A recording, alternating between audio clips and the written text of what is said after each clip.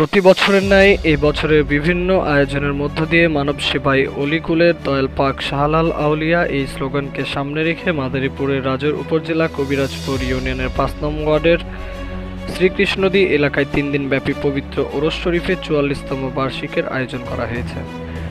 আজ রবিবার সকাল ১০টা থেকে সকাল আশেকান ভক্তবৃন্দ নিয়ে এই অনুষ্ঠান অনুষ্ঠিত হয়। এ সময় আশেকান ভক্তবৃন্দরা সারা দেশের ভক্তদের পবিত্র ওরস শরীফে উপস্থিত থাকার জন্য আহ্বান জানান ও দেশবাসী সকলের নিকট সহযোগিতা কামনা করেন। এছাড়াও সকল আশেকান ভক্তবৃন্দদের নিয়ে মল্লিককান্দি গ্রামে বিশাল আয়োজনের মধ্য দিয়ে বাউল গানের আয়োজন করা হয়। উক্ত আয়োজনে কবিরাজপুর ইউনিয়নের সাবেক বিএনপির সভাপতি লুৎফর রহমানের তত্ত্বাবধানে প্রধান অতিথি হিসেবে উপস্থিত ছিলেন মাদারীপুর জেলা বিএনপির আহ্বায়ক জাফর আলী, মাদারীপুর জেলা বিএনপির যুগ্ম আহ্বায়ক জামিলুল ইসলাম, রাজৈর উপজেলা বিএনপির সভাপতি ওয়াহাব আলী মিয়া, জাহিদুর রহমান লেবু, অ্যাডভোকেট মফিজুর রহমান সহ আরও উপস্থিত ছিলেন।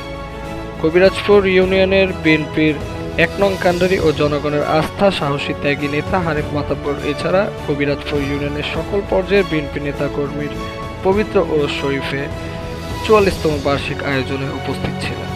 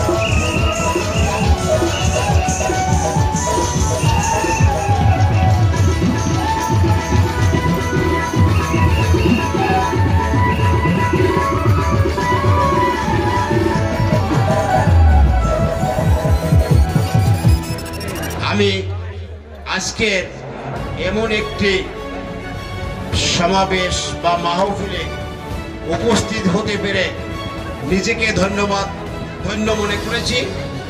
সাথে সাথে আপনাদেরকেও ধন্যবাদ জানাচ্ছি এবং কৃতজ্ঞতা জ্ঞাপন করছি।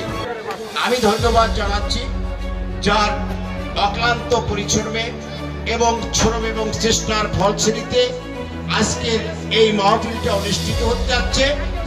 সেই কবিরাজপুর ইউনিয়নের বিএনপির সভাপতি লুৎফর রহমান ফকিরকে এবং এই ইউনিয়নের সাধারণ সম্পাদককে ধন্যবাদ জানাচ্ছি এবং কৃতজ্ঞতা জ্ঞাপন করেছি। উনি আজকে ৪৪তম মাহফিল করতে যাচ্ছেন আপনাদের সকলের সহযোগিতা নিয়ে। আপনাকে এই পাশে আপনারা উপস্থিত হয়ে আজকের এই মাহফিলকে সাফল্যমণ্ডিত করেছেন, এই জন্য আপনাদেরকে ধন্যবাদ জানাচ্ছি। সাথে সাথে আমার সাথে যারা রয়েছেন নেতৃবৃন্দ, ওহাব ভাই সভাপতি, আমার অত্যন্ত ছেলের ছোট ভাই জামিল হোসেন মিঠু বিএনপি নেতা, যুগ্ম আহ্বায়ক অন্যতম আমার অত্যন্ত ছেলে মফিজুর রহমান, পাশে রয়েছে শিরকের ইউনিয়নের কৃতি সরকার বাগা খালেকের ছেলে সবুজ বাগা, যিনি শিরকের থেকে আগামী চেয়ারম্যান পদে নির্বাচিত করবেন, উনি সারাটা মাস চষে যাচ্ছেন। রয়েছেন ইলিয়াস, রয়েছেন খায়ের সহ অন্যান্য নেতৃবৃন্দ। তো আসলে আপনারা মূলত আজকে একটু গান শোনার জন্য এসেছেন, এই জন্য ধন্যবাদ। আমি একটু সময় নেওয়ার জন্য আমি ক্ষমা চেয়ে নিচ্ছি। মূলত বাংলাদেশের সংস্কৃতির মধ্যে এখন কিছু অবশিষ্ট বিগত ফ্যাসিস্ট সরকার রাখেনি। তারা বিদেশি সংস্কৃতি আনে, ইন্ডিয়ান শিল্পী এনে, পাকিস্তানি শিল্পী এনে, ভারতীয়দের এনে দেশের সংস্কৃতির আয়োজন করে। আজকে এই লুৎফর ফকিরের প্রচেষ্টায় আপনাদের সকল উপস্থিতিতে এই যে একটা বাউল সঙ্গীতের একটি সফল সমাবেশ মাহফিল অনুষ্ঠিত হতে যাচ্ছে, এবং ধৈর্য সহকারে আপনারা এখানে আসছেন এবং আমাকে এবং বিএনপি নেতৃবৃন্দকে এতটুকু সময় দেওয়ার জন্য আপনাদেরকে আরেকবার ধন্যবাদ জানাচ্ছি। পরিশেষে আপনাদেরকে বলতে চাই, অভয় দিতে চাই, নিশ্চয়তা দিতে চাই, কোন প্রকার সন্ত্রাসী ফ্যাসিস্ট কোন প্রকার বিশৃঙ্খলার সৃষ্টি করলে তাদেরকে তার ভাঙ্গা জবাব দেওয়া হবে। আপনারা শান্তিপূর্ণ ভাবে সুশৃঙ্খল ভাবে এই মাহফিলটা সম্পন্ন করবেন। যদি তিন দিন হবে, 3 দিনই আপনারা থাকবেন।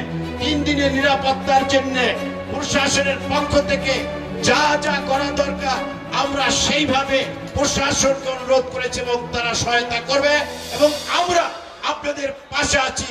ভয়ের কোনো কারণ নাই। আগামী আরো যে 2 দিন সেখানে যেন আরো অনেক বেশি লোকের উপস্থিতি হয় আপনাদের মাঝে, সেই আমন্ত্রণ তাদেরকে জানাচ্ছি।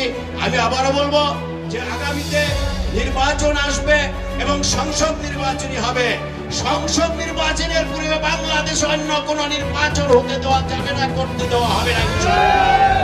এবং এই সংসদ নির্বাচনে আমি এমপি পদে মনোনয়ন চাবো, দল দিলে ইলেকশন করব। তবে আপনারা আগামী নির্বাচনে ধানের শীষের প্রার্থীকে ভোট দিয়ে প্রতিটি ঘরে ঘরে মা বোনের কাছে ভোট দেওয়ার জন্য ভোট প্রার্থনা করবেন। সকলে মিলে ধানের শীষের প্রার্থীকে ভোট দিয়ে আপনারা বিপুল ভোটে নির্বাচিত করবেন। আমি আপনাদেরকে বলতে চাই, আমরা আজকে দীর্ঘ 15-16 বছর পর আজকে এখানে প্রাণ খুলে কথা বলতে পারছি। আপনারা এখানে প্রাণ খুলে মুক্ত বাতাসে আছেন, এজন্য আমার আলামনের কাছে কৃতজ্ঞতা জ্ঞাপন করছি।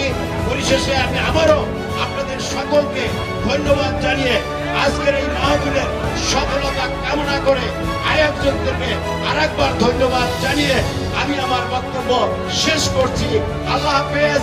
বাংলাদেশ জিন্দাবাদ। শহীদ জিয়াউর হোক, খালেদা জিয়া জিন্দাবাদ, তারুণ্যের অহংকার তারেক রহমান জিন্দাবাদ জিন্দাবাদ। সবাইকে ধন্যবাদ। এবং আজকের এই মাহফিলে শুভ উদ্বোধন আমি ঘোষণা করেছি।